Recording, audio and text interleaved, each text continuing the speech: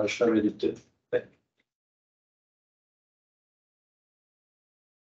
Je vous demande de lever debout pendant de réflexion.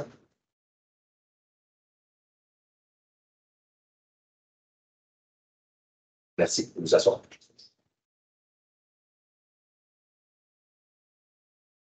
Alors, bienvenue à la séance du Conseil du 14 août. Point numéro 1, ouverture de la séance. Point numéro 2, adoption de l'ordre du jour. Point numéro 3, présentation à l'Assemblée publique. 3.1, Assemblée publique de consultation, dérogation numéro 2023-038, 2023-039 et 2023-043. 3.2, rapport du maire et des membres du Conseil sur les activités municipales du mois de juillet 2023. Point numéro 4, première période de questions. Point numéro 5, administration. 5.1, autorisation du paiement des comptes du mois de juillet 2023. 5.2, convention d'aide financière avec le MANACH dans le cadre du programme Praxim pour le projet de reconstruction de la caserne du service de sécurité d'incendie de la ville, autorisation de signature. 5.3, réalisation complète de l'objet des règlements annulation de plusieurs soldes résiduels. 5.4, demande d'aide financière au programme d'aide financière de la gratuité de la formation des surveillants sauveteurs et moniteurs aquatiques. 6.1, législation Y. Correction. 6.7, législation Y. 6.1, avis de motion et dépôt du projet de règlement relatif au compteur d'eau. 6.2, acceptation du procès verbal de la séance ordinaire du Conseil tenu le 10 juillet 2023. Point numéro 7, gestion contractuelle, aucun point. Point numéro 8, urbanisme et développement économique. 8.1, autorisation de dérogation mineure 2023-038 au 223 route 138. Point 2, autorisation de dérogation mineure 2023-039 au 223 route 138. 8.3, autorisation de dérogation mineure 2023-043 au 223 route 138. 8.4, PIA entrée de la ville et espaces commerciaux,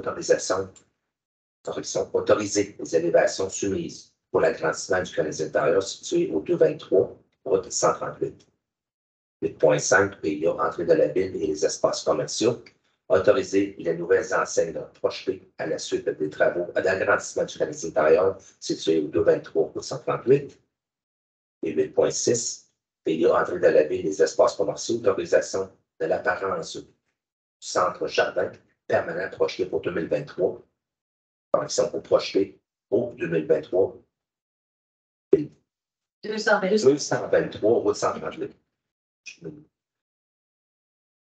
Point numéro 9, ressources humaines. 9.1, embauche d'un préposé à la bibliothèque. 9.2, embauche d'un préposé à la bibliothèque. 9.3, embauche d'un préposé au service des travaux publics. 9.4, embauche d'un préposé au service public. Point numéro 10, autre sujet. 10.1, aide financière à Clip.9.tv pour la captation du spectacle musical du festival La Secousse. 10.2, appui à la semaine de la sécurité ferroviaire. Point numéro 11, deuxième période de questions. Point numéro 12, affaires nouvelles. Est-ce que vous avez des affaires nouvelles? Non, aucune affaire nouvelle non plus, receveur. Parfait. Alors, point numéro 13, c'est le dépôt des documents. 13.1, liste de la correspondance de juillet 2023. Et 13.2, dépôt de la liste des personnes embauchées par le directeur du service des loisirs, de la culture et de la vie communautaire, conformément au règlement numéro B601. Et point numéro 14, levée de la séance.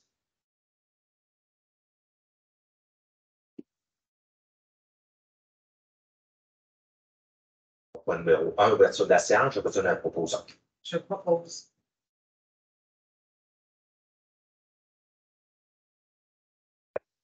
Point numéro 2, adoption de l'ordre du jour.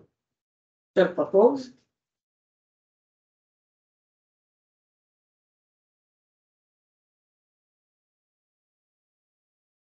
Point numéro 3, présentation et assemblée publique. 3.1, assemblée publique de consultation, dérogation mineure 2023-038, 039 et 043. Monsieur le directeur général. Donc, il n'y a aucune personne dans la salle ce soir, mais les personnes qui auraient un intérêt, vous pouvez également transmettre leurs commentaires par écrit jusqu'à 15 heures aujourd'hui. On n'a reçu aucun commentaire écrit concernant ces demandes. Donc, les trois demandes, je vais vous les résumer. Donc, tout d'abord, la 2023-038, les trois concernent le projet d'agrandissement du magasin Canadian Tire au 223 rue 138. Dans un premier temps, l'autorisation 2023-038, c'est pour autoriser l'installation de 9 nouvelles enseignes et la modification du pylône d'affichage ou du commerce, la suite des travaux d'agrandissement. Et dans le but d'autoriser 4 aspects, une superficie d'affichage totale sur le bâtiment de 90,74 m² au lieu du maximum de 25 m² autorisé. Autoriser un nombre total d'enseignes sur le bâtiment de 9 au lieu du maximum de 4 prescrit par pour un même établissement. Troisièmement, autoriser un nombre d'enseignes sur la façade avant à 7 au lieu du maximum de 2 permis pour une même façade. Et finalement, le quatrième, d'autoriser un pourcentage de la surface de la façade avant utilisée par l'aire totale des enseignes installées sur celle-ci calculée à 14,73 au lieu du maximum de 12 prescrit.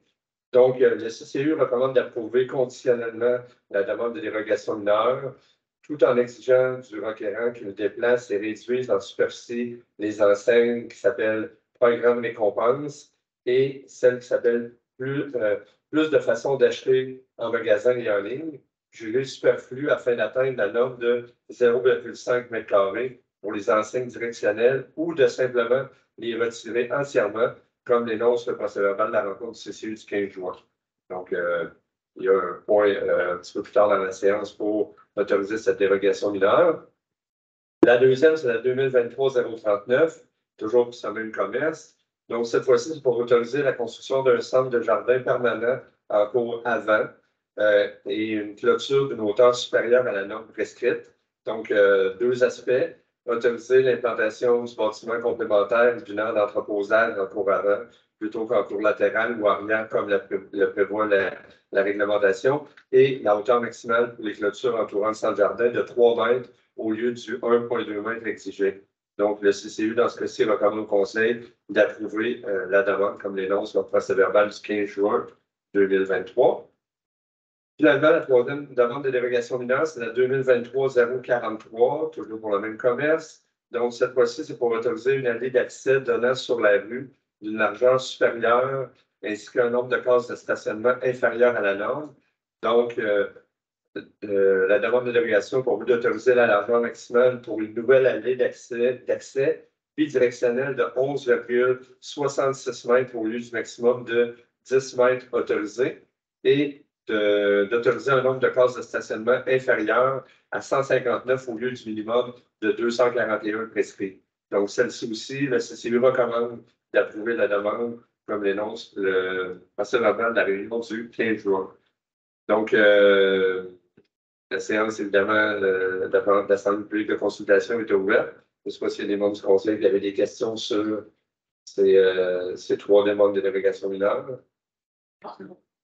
Donc, ça veut dire qu'on terminerait l'Assemblée à 19h08. 19h05. Oui.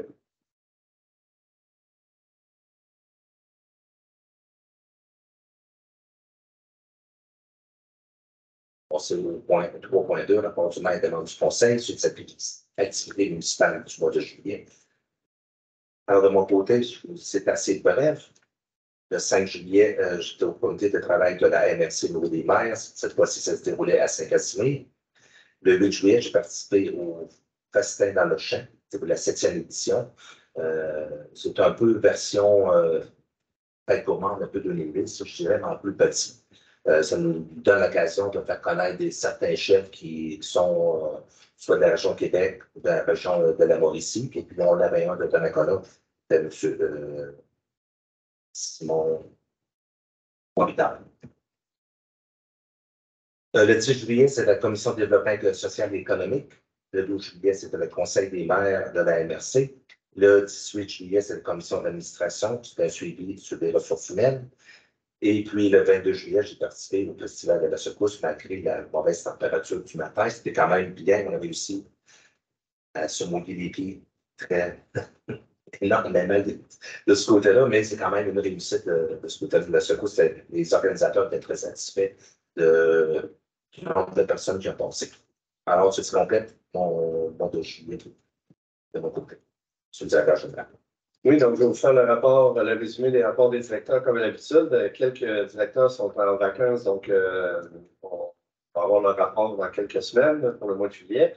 De mon côté, essentiellement en juillet, c'était mes vacances estivales, donc j'ai été là jusqu'au à peu près le 8-9. Mais on poursuivait le processus d'embauche pour le poste de trésorière, directrice des services administratifs. Donc, Mme Karine No, qui a été sélectionnée, va débuter d'ailleurs lundi prochain, le 21 août. Donc, cette semaine, c'est la dernière semaine. Mme Alain terminait ses vacances en fin de semaine. Et là, elle rentre à nouveau cette semaine, mais pour une dernière semaine, toute seule dans son bureau à partir de lundi prochain.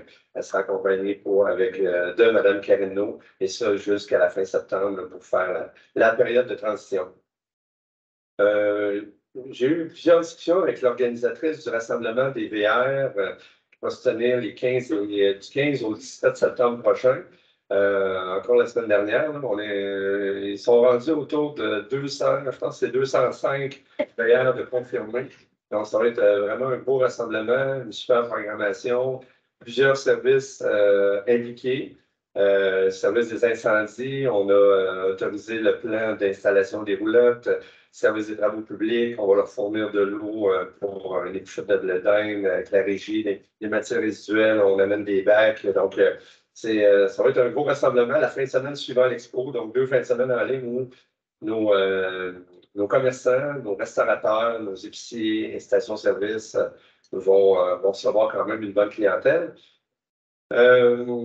On a débuté la préparation d'un point de presse important qui va avoir lieu demain. Donc, on a débuté ça fin juin, début juillet, avec notre responsable des communications, Mme Vallière, les gens de AIM. Importante conférence de presse demain matin à 10h30, ici même à l'Hôtel de Ville, sur les actions à venir sur le terrain appartenant à AIM. Donc, tous les acteurs impliqués vont être présents. Donc, belle conférence de presse demain matin. Au niveau du service du greffe, il y a eu la préparation, le suivi de la séance du 10 juillet. Projet de règlement, des travaux sur le projet de règlement sur les compteurs d'eau, dont la motion est ce soir avec l'adoption du premier projet de règlement. Traitement de 2 demandes d'accès à l'information par Maître Gignac. Poursuite des travaux à mettre en place afin de respecter la nouvelle loi sur les renseignements personnels. Suivi de quelques dossiers juridiques et la participation de Maître Gignac à une présentation concernant la gestion électronique des documents. Donc, nos employés ont commencé à avoir certaines formations en ligne en vue qu'on reçoit peut-être une offre de service pour la prochaine période budgétaire pour voir au service de traitement la facturation principalement pour que tout se fasse en ligne au lieu qu'il y ait des échanges de papier d'un service à un autre avec des signatures, donc avec toutes des signatures autorisées. Donc, là, il y a comme on regarde notre structure actuellement là, et on va recevoir une offre de service d'une compagnie en ce sens-là là, pour se préparer éventuellement à passer à ce palier-là. Au niveau du service des loisirs, poursuite du camp de jour en juillet, du camp estival, les écureuils pour les maternelles 4 ans, tous ces merveilleusement bien déroulés. Ça se termine de mémoire, je pense que c'est jeudi cette semaine. Le camp de jour, il y a 8 semaines, ça termine. Et je vais parler avec le directeur des loisirs, M. Morissette, qui me disait que ça s'est bien passé. Des petits dossiers d'enfants avec des besoins particuliers, mais somme toute, sur l'ensemble, avec le nombre d'enfants qu'on avait, là, ça s'est vraiment bien passé. L'entretien et la maintenance continue sur l'ensemble de nos infrastructures. Plusieurs activités, donc des activités estivales au Parc des Anglais, les petits mercredis, entre autres, les séances de Zumba en plein air également, des locations au Centre Alliance de l'Allier, au Centre communautaire, au Pavillon des Écureuils, l'activité montaison au Parc familial des Berges, le Festival Secousse, M. le maire parlait tout à l'heure, et c'était la préparation du Festival de blues qu'on a maintenant connu la semaine dernière également. Traitement de la demande de modification de permis pour les bars à l'Arena, donc pour mettre tout ça à jour avec la Régie des alcools. Plusieurs entrées au centre aquatique en juillet, 1109 entrées au bain libre en juillet. Puis encore une fois, là, pour les amateurs de statistiques, c'est 53% des gens qui proviennent de Donnacona. On a 15% qui proviennent de Cap-Santé, 7% de la ville de Pont-Rouge et 6% de la ville de Portneuf, en plus de 12 autres municipalités de la MRC de Portneuf. Intégration de nouveaux employés à la bibliothèque, qu'on confirme par résolution ce soir. Près de 2400 prêts à la bibliothèque, 602 utilisateurs, 59 enfants inscrits au club de lecture pendant l'été. Donc, ça va très, très bien de ce côté-là. On commence à prendre un rythme avec les nouveaux employés pour qu'on puisse ouvrir sur les plages d'ouverture régulières. Donc, on est très content de ça. Les utilisateurs nous ont suivis là-dedans, là, avec les mois plus difficiles qu'on a connus, là, printemps, début de l'été. Donc. Au niveau de la cour municipale, 142 constats ont été saisis au mois de juillet, dont 14 sur le territoire de la ville de Donnacona. Il n'y a pas eu de séance de cour municipale en juillet. Et sur l'ensemble des 142 constats, c'est 70 qui touchaient la circulation. Au niveau de l'administration, poursuite des travaux en lien avec la préparation budgétaire 2024. Donc là, on est vraiment, on entame un peu, je ne dirais pas déjà le dernier droit, mais on est rendu aux 3/4 de la préparation budgétaire 2024. Préparation des scénarios de gestion de la dette jusqu'en 2030. Poursuite de l'intégration. En fait, c'est tout le processus d'intégration qui se prépare là, avec une nouvelle trésorière. Et poursuite des démarches en lien avec le changement de logiciel du traitement de la paie, là, lui qui s'en vient pour cet automne. Au niveau de l'urbanisme et du développement économique, 266 permis. 12 nouveaux bâtiments principaux, une valeur des permis totaux de 278 millions. Il n'y a pas d'erreur. 278 millions, 36 238. Donc, évidemment, c'est la demande de permis du projet de Microsoft qui est entré. Donc, ça change les données de beaucoup. Suivi sur plusieurs projets résidentiels, commerciaux, industriels en cours et futurs. Nouveau commerce sur le boulevard des Écureuils, le site d'AIM, le projet optique de Donnacona, phase 2A de Haut sur le fleuve. D'ailleurs, les conduites là, sont censées arriver dans les prochains jours pour cette phase 2A-là de Haut sur le fleuve. Plan 2.0 de mise en valeur du parc régional en embouchure de la rivière Jean-Cartier et également plusieurs discussions en lien avec le dossier des poules en milieu urbain. L'année passée, on avait eu un chiffre de 621 licences octroyées en 2022 pour des chiens. Et on est rendu à 722 qui ont été octroyés et ou renouvelés.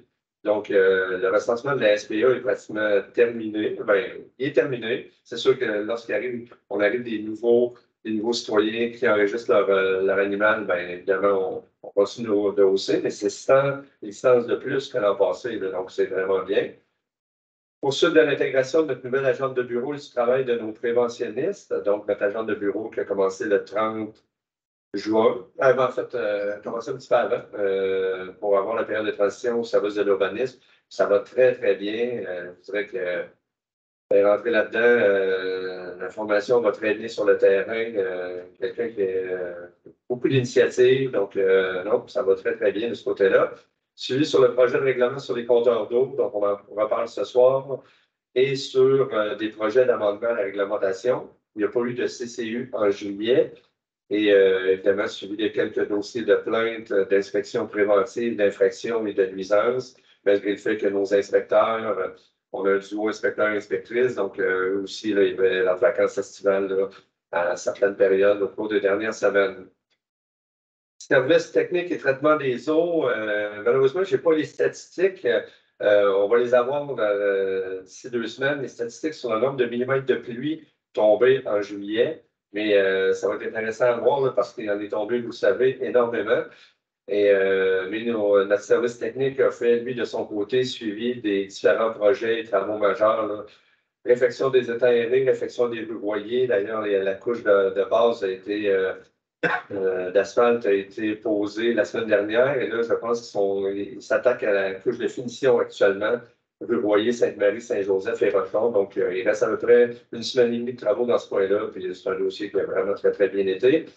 Nouvel entrepôt garage municipal qu'on a vu apparaître depuis la fin juin. Réservoir de rétention par Jean-Baptiste, puis aussi entre le 10 et le 17 juillet, là, les travaux ont débuté en grande pompe. Resurfaçage de la rue Guillemette, on commence déjà à préparer ça, même si ça va avoir lieu en 2024. Il y a différents sondages qu'on doit faire actuellement. Et la démolition, la reconstruction de casernes incendie. Il y aura une importante annonce d'une aide financière pour ce projet-là, d'ailleurs, qui va être fait le mardi 5 septembre à 14 h, directement sur le site de la caserne. Vous allez recevoir l'invitation ultérieurement. Ministère des Affaires municipales, le député, donc on va faire une pelletée de terre, mais en même temps, on va symboliquement faire également une démolition de notre ancienne caserne. Donc, plusieurs pompiers vont être là. Donc, on est en train de préparer quelque chose dans ce sens-là. Parlant de pompiers, je termine avec ça. Il y a toujours un congé en juillet des réunions d'officiers. Donc, il y a eu une seule pratique, en fait, qui n'a pas été organisée par notre service, mais auquel on a été invité et il y a eu quelques pompiers qui se sont présentés. C'était à l'invitation du service de sécurité incendie de Neuville sur une pratique qui concernait le brûlage dans les champs de mémoire. Donc, ça s'est tenu en début juillet. Il y a eu une activité dont on a entendu parler vraiment, qui a été grandement appréciée. On a 5 pompiers qui sont allés faire une visite avec les camions à l'organisme Laurel et Merveille, à leur plateau, à l'école secondaire. Et apparemment que leur maudit, là, ils en ont émerveillé plusieurs, amené les utilisateurs près des camions, puis il y a eu des discussions à l'intérieur. Donc, ça a été grandement apprécié. Nos pompiers ont sorti à 10 reprises en juillet, essentiellement là, des fausses alarmes, 2 accidents de véhicules, 2 installations électriques dont il y a eu des vérifications, justement des rencontres de prévention là, pour des feux de foyer conformes, non conformes. Donc, il y a eu un peu de tout ça au courant de juillet. Poursuite des préparatifs en vue de la relocalisation temporaire de nos équipements. On est prêt à faire le déménagement, évidemment, de nos camions, de nos équipements. Donc, nous, le nouvel entrepôt, le garage municipal, est pratiquement prêt. Là. Tout l'extérieur est fait, comme vous avez pu voir. Il reste la dalle à couler là, dans les prochains jours. Et normalement, les camions vont déménager pour s'en aller directement dans cet entrepôt-là. Il n'y aura pas 2 déménagements. Là. Ça va s'en aller directement dans l'entrepôt à compter de la semaine du 28 août. Et à partir du 5 septembre, c'est vraiment là que la pelle mécanique va être là pour démolir notre ancienne caserne pour des travaux qui vont durer pour environ de 14 à 16 mois, là, environ, là, selon les échéanciers qu'on a actuellement. Poursuite de la diffusion en ligne du formulaire d'auto-inspection en prévention résidentielle, poursuite de l'intégration de nos 6 nouveaux pompiers et évidemment, il y avait un petit répit là, pour tout ce qui est action en ligne, notre schéma de couverture de risque. Là. Notre préventionniste de la MRC, là, lui aussi est en vacances actuellement, donc il y a eu moins d'inspection de ce côté-là, mais ça a déjà repris là, avec les vérifications des détecteurs de fumée depuis la semaine dernière. Nos pompiers sont sur le terrain dans certains secteurs de la ville. Donc, pour les autres services, là, les rapports vont venir dans quelques semaines. Donc, ça fait le tour pour moi pour résumer les rapports des directeurs de service. Merci, M. Verlet. On passe à Mme Pichette. Aucun point pour moi. Madame. Même chose pour moi. Merci. M. Pagé. J'ai quelque chose. Et le 15, samedi 15, j'ai assisté à l'activité au Parc des Verts, pour la montaison. C'était très, très bien organisé. Il y avait des jeux pour les enfants, il y avait beaucoup d'animation. Il y avait des clowns, des maquilleurs. Il y avait plusieurs kiosques avec des produits du terroir. Il y avait la boucherie de Godin, la fosse. C'était très, très bien structuré. Il y avait une belle participation parce qu'il y avait beaucoup de monde. C'était achalandé.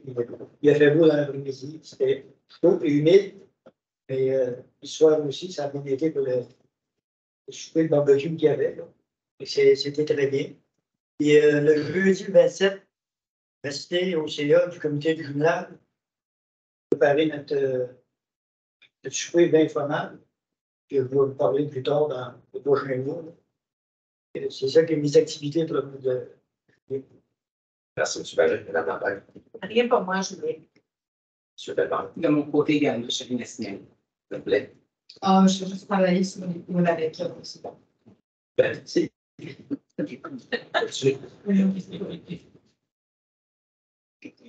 tu complètes tes points numéro 3, point numéro 4, Période de questions. Est-ce que nous avons reçu des questions?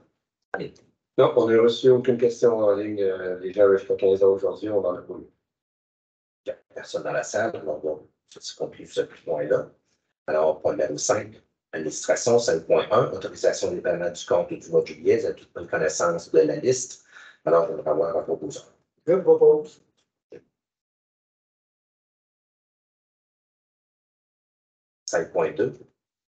Convention d'aide financière avec le MAMACH dans le cadre du programme PRACIM pour le projet de reconstruction de la caserne du service de sécurité d'incendie de la ville, autorisation de signature. Alors, considérant que le projet de la ville a de procéder à la démolition de la reconstruction de la caserne du service d'incendie de la ville, considérant que la résolution numéro 2022-06-222, par laquelle le conseil municipal autorisait le dépôt d'une demande d'aide financière au volet 1 du programme d'amélioration des constructions d'infrastructures municipales de PRACIM et du ministère des Affaires municipales de l'Habitation à MAMACH. Concernant la réception le 14 juin 2023 de la lettre du ministère des Affaires municipales qui confirme l'aide financière de ce projet, concernant la réception le 14 juillet 2023 de la convention d'aide financière entre le MAMACH et la ville, dans le cadre du volet 1 du PRACIM, alors la résolution que le conseil municipal approuve la convention d'aide financière entre le MAMACH et la ville dans le cadre du volet 1 du programme PRACIM pour le projet de reconstruction de la caserne du service de sécurité d'incendie de la ville de Donnacona, et que le conseil m'autorise à signer au nom de la ville cette convention d'aide financière. Alors, j'obtiens le proposant. Je propose. Quelqu'un est contre. Alors, 5.3, réalisation complète de l'objet des règlements d'annulation de plusieurs soldes résiduaires. Oui, donc, considérant que la ville de Donnacona a entièrement réalisé l'objet des règlements dont la liste apparaît en annexe, selon ce qui était prévu, une partie de ces règlements a été financée de façon permanente. Il existe pour chacun de ces règlements un solde non contracté du montant de l'emprunt approuvé par le ministère des Affaires municipales et de l'Habitation et qui ne peut être utilisé à d'autres fins. Donc, considérant que le financement de ces soldes n'est pas requis et que ces soldes ne devraient plus apparaître dans le registre du ministère, considérant qu'il y a lieu à cette fin de modifier les règlements d'emprunt identifiés à l'annexe pour ajuster les montants de la dépense et de l'emprunt et s'il y a lieu, approprier une subvention ou une somme provenant du fonds général de la municipalité. Donc, je voulais le but de la résolution que la Ville de Donnacona modifie les règlements identifiés à l'annexe jointe à la présente résolution de la façon suivante. Premièrement, par le remplacement des montants de la dépense ou de l'emprunt par les montants indiqués sous les colonnes nouveaux montants de la dépense et nouveaux montants de l'emprunt de l'annexe. Deuxièmement, par l'ajout d'une disposition prévoyant qu'aux fins d'acquitter une partie de la dépense, la municipalité affecte de son fonds général la somme indiquée sous la colonne fonds général de l'annexe. Troisièmement, par la modification de la disposition relative à l'affectation d'une subvention en vue d'y indiquer le montant apparaissant sur la colonne subvention de l'annexe. Les protocoles d'entente ci-joint sont réputés faire partie intégrante des règlements correspondants identifiés à l'annexe.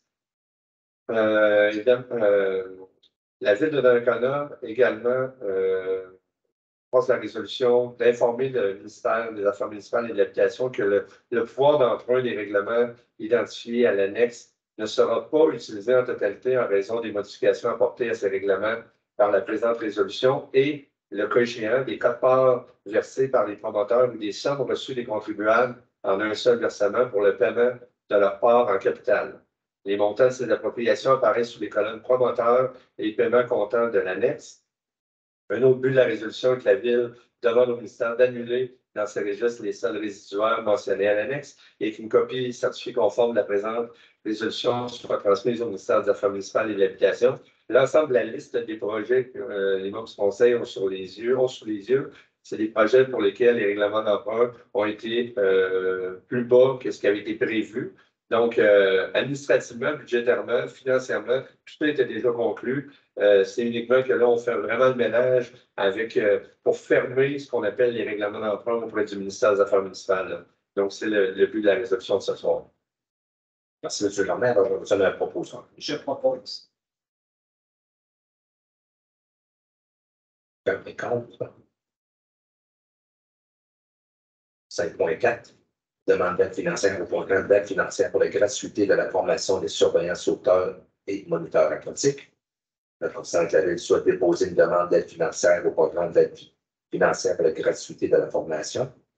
Considérant que cette demande est conditionnelle à la signature de la Convention d'aide financière 2023-2024 entre le Service national des auteurs incorporés et la Ville de Donnacona. Alors, la résolution que le Conseil municipal autorise la signature de la Convention pour l'obtention de la demande d'aide financière au programme d'aide financière pour la gratuité de la formation des surveillants sauveteurs et des moniteurs aquatiques du ministère de l'Éducation. 5. La Ville a pris connaissance utile du programme d'aide financière pour la gratuité de la formation des surveillants sauveteurs et moniteurs aquatiques et s'engage à respecter toutes les modalités qui s'appliquent à elle. Le Conseil municipal me mandate pour compléter et signer au nom de la Ville tous les documents relatifs à cette demande d'aide financière. Alors, je vous en propose. Je propose. Contre. En complément d'information, c'est une aide financière quand même assez importante. C'est 23 000 qu'on reçoit cette année dans ce programme-là. C'est un programme qui avait été soumis par le ministère l'année dernière. C'est une volonté politique de la part du gouvernement. Et l'année passée, c'était rentré en cours d'année. Donc, on a revérifié, on avait pu bénéficier d'environ 8 000 $. Mais là, cette année, c'est vraiment pour compenser 100% de la formation de nos moniteurs sauveteurs. Donc, c'est l'équivalent pour nous en 2023. Et début 2024, là, je pense qu'il y a quelques mois de 2024 qui sont également touchés. Donc, vous voyez, on reçoit un montant de 23 000 $. Alors, ceci complète le point numéro 5. Point numéro 7, législation des greffes. 6.1. Avis de motion et dépôt du projet de règlement redevant relatif au contrôle d'eau.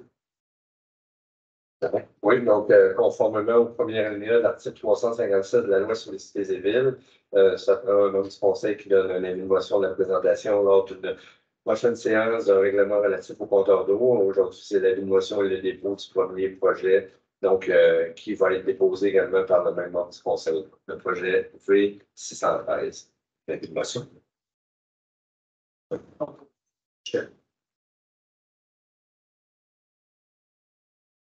Alors, 6.2, acceptation du procès verbal des séances ordinaires du Conseil tenu le 10 juillet dernier. Monsieur Lamont. Donc, la copie du procès verbal a été remise à chaque membre du conseil.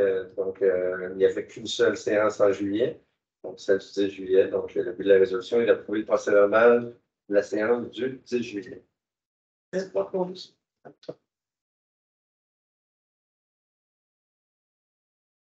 C'est complète le point numéro 6, on va passer au point numéro 8. On connaît ces développements économiques.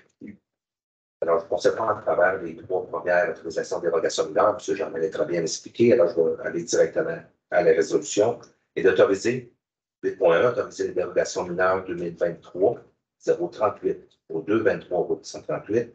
Alors, la résolution d'autoriser conditionnellement la demande de dérogation mineure 2023 038 en exigeant aux requérants qu'ils déplacent et réduisent la superficie des enseignes, programme récompense et plus de façons d'acheter leur magasin en ligne, jugé superflu afin d'atteindre le nombre de 0,5 mètres carrés pour les enseignes directionnelles ou simplement les retirer entièrement comme le recommande le CCU. Alors, je vous en propose. Je propose. Quelqu'un est contre? Donc, 8.2, autorisation de dérogation mineure 2023-038 au 223-138. Alors, la dérogation, c'est d'autoriser la demande de dérogation mineure 2023-039. Alors, je reprends la proposition. Je propose.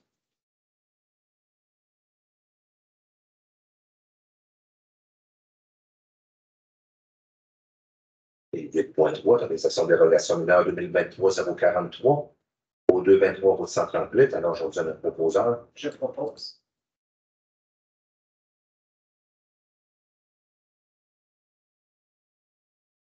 Alors, 8.4, il y a, entrée de la ville et des espaces commerciaux, autorisation des autoriser les élévations soumises pour la grâce maritime intérieure située au 223 au 138. On a déjà fait ça travail pour le premier et le deuxième point. Alors, j'ai besoin d'un proposeur. Je propose. Dans les comptes.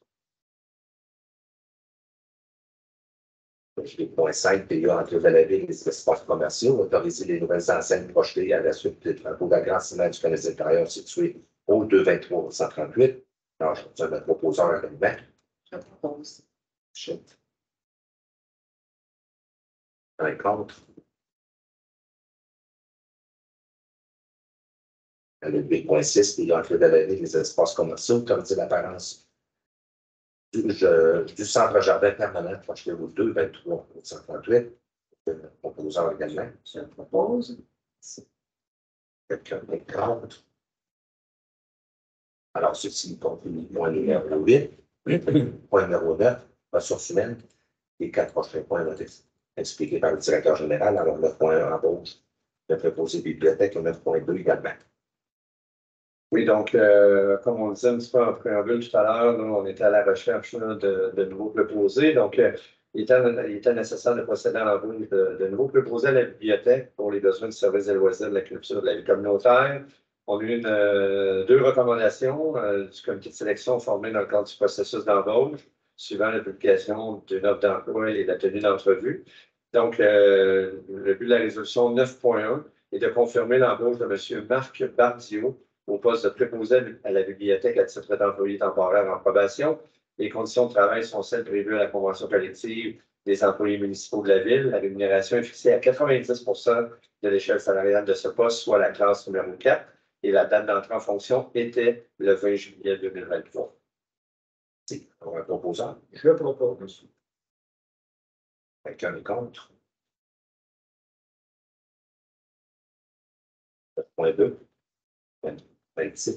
Oui, donc le deuxième, c'est pour confirmer l'embauche de M. Jérémy Léon au poste de préposé à la bibliothèque à titre d'employé temporaire en probation, lui également. Même chose, les conditions de travail sont celles qui sont prévues à la convention collective et la rémunération est fixée à 80 de l'échelle salariale de ce poste, soit la classe numéro 4. La date d'entrée en fonction était le 21 juillet 2023. C'est un proposant. Je propose. Quelqu'un contre. Alors, point 9.3, c'est embauche de préposé du service des travaux publics. Oui, donc on a fait un affichage pour procéder à des embauches de préposés, non pas des opérateurs, mais des préposés au service des travaux publics. Donc, il est nécessaire de procéder à l'embauche de préposés. On a reçu les candidatures suivant l'affichage interne qui a été réalisé conformément à la convention collective. On a reçu la recommandation du directeur du service des travaux publics. Donc, dans un premier temps, la résolution 9.3, donc, considérant que M. Serge Marcotte est déjà à l'emploi de la ville au poste de préposé au service de loisirs, de la culture et de la vie communautaire à titre d'employé permanent à temps plein. M. Marcotte prend la décision justement de laisser ce poste-là pour appliquer sur le poste d'employé temporaire au service des travaux publics. Donc, le but de la résolution est de confirmer simplement l'embauche de M. Marcotte au poste de préposé au service des travaux publics à titre d'employé temporaire. Les conditions de travail sont celles prévues à la convention collective des employés municipaux de la ville de Donnacona et la date d'entrée en fonction prévue, en fait, c'était le 7 août 2023, donc lundi dernier. Merci. Un proposant. Je propose. Un contre. 9.4. Donc, dans le même affichage interne, on a eu également un deuxième employé qui a démontré l'intérêt. Et suivant justement l'affichage interne, c'est M. Jean-Martin Giroux qui était déjà à l'emploi de la ville au poste de signaleur à titre d'employé temporaire en probation. Donc, le but de la résolution aussi de procéder à l'embauche de M. Jean-Martin Giroux au poste de préposé au service des travaux publics à titre d'employé temporaire en probation. Les conditions de travail sont celles qui sont prévues à la convention collective des employés municipaux de la ville de Donnacona. C'est un proposant. Je propose. Quelqu'un contre. Je complète les points numéro 9. Point numéro 10, autre sujet, 10.1.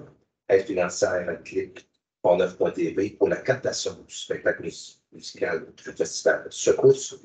Nous considérons que la tenue du festival Secousse s'est tenue le 22 juillet dernier au parc de Donnacona. Nous espérons que clic pour 9.tv fera la captation du spectacle musical qui sera à la suite retransmis sur MaTV sur Vidéo 3. Alors, la résolution de verser une aide financière de 250 à chic.9.tv pour la captation du spectacle musical dans le cadre du festival Secousse et d'autoriser une dépense de 250 $ quand même le poste budgétaire du Fonds général. Donc, vous en avez proposé. Un contre.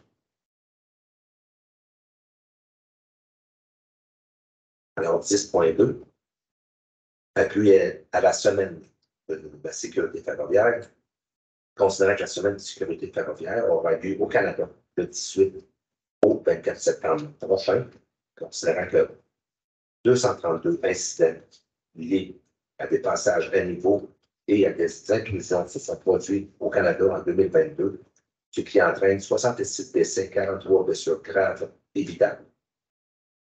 Concernant l'éducation et l'information du public sur la sécurité ferroviaire, en rappelant au public que l'entreprise ferroviaire sont des propriétés privées, en sensibilisant le public aux dangers associés au passage à niveau, en s'assurant que les piétons et les automobilistes sont attentifs et à l'écoute à proximité des voies ferrées et respectent le code de la route. Réduiront le nombre de décès et de blessures évitables causées par les incidents impliquant des trains et des citoyens. Considérant que l'opération Gare au train est un partenariat public-privé dont la mission est de travailler avec le public, le secteur ferroviaire, les gouvernements, les services de police, les médias et les autres organismes pour accroître la sensibilisation de la sécurité ferroviaire. Considérant que le CN demande au Conseil municipal d'adopter la présente résolution afin d'appuyer ses efforts surtout d'employés pour sensibiliser les gens, sauver des vies et prévenir des blessures dans les collectivités, y compris sur le territoire de notre municipalité. Alors, la résolution canadienne de Donnacona appuie la Semaine nationale de la sécurité ferroviaire qui se déroule du 18 au 24 septembre prochain. Ce n'est pas pour ça. Quelqu'un contre? C'est pas une question de la personne dans la salle. Alors, point numéro 13, dépôt des documents sur la liste de correspondance de 2020, juillet 2023. 13.2, dépôt de la liste des personnes embauchées par le directeur du service de la loisir de la culture de la vie communautaire, conformément au règlement numéro 2601. Je la main. Et donc, c'est uniquement un dépôt, conformément à l'article que vous venez de lire. Donc, les personnes suivantes ont été embauchées au courant des dernières semaines.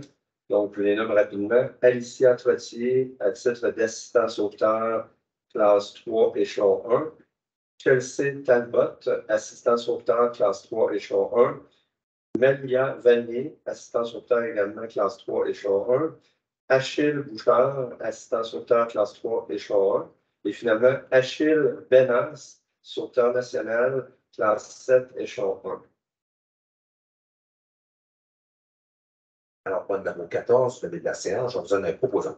Je propose. Alors, c'est du conclu la séance du 14 avril.